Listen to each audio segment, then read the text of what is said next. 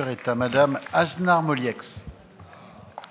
Oui, Monsieur le Vice-président, chers collègues, Madame la Vice-présidente, simplement une petite intervention puisque beaucoup de choses ont été dites. Effectivement, c'est une délibération qui arrive comme les feuilles d'automne, à chaque année, de façon rituelle.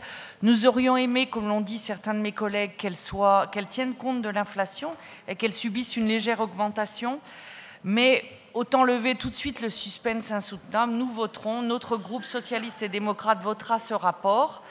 Nous aimerions, nous, souligner qu'effectivement, la qualité du travail des équipes de direction dans nos lycées qui s'emploient chaque année à faire toujours plus avec autant est à l'origine de la reconstitution de fonds de réserve et d'une situation financière saine dans les établissements. Ce n'est pas seulement le fait de votre politique.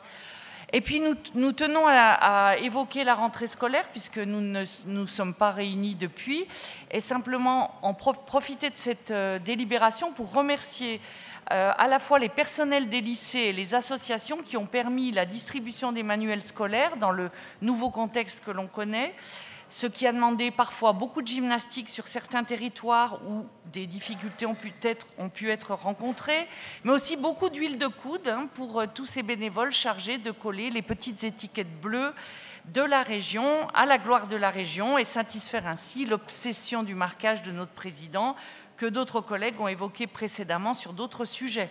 Sans parler évidemment de la communication outrancière et mensongère réitérée tout à l'heure sur le fait qu'on pourrait laisser croire qu'une famille a gagné 250 € en pouvoir d'achat comme si tout était payant jusqu'alors en matière de livres scolaires. Permettez-nous toutefois d'évoquer un regret. On a beaucoup parlé de gestion, de dispositifs, de péréquation, etc. La dotation de fonctionnement, c'est aussi un accompagnement aux politiques éducatives. Et là, nous persistons à croire que nous aurions pu innover et faire mieux dans des domaines comme cela a été souligné, la transition énergétique ou d'autres domaines. Mais visiblement, ce n'est pas forcément votre priorité. Donc nous adopterons cette délibération de routine qui permettra aux lycéens et lycéennes d'être accueillis dans d'assez bonnes conditions et c'est sans doute là l'essentiel.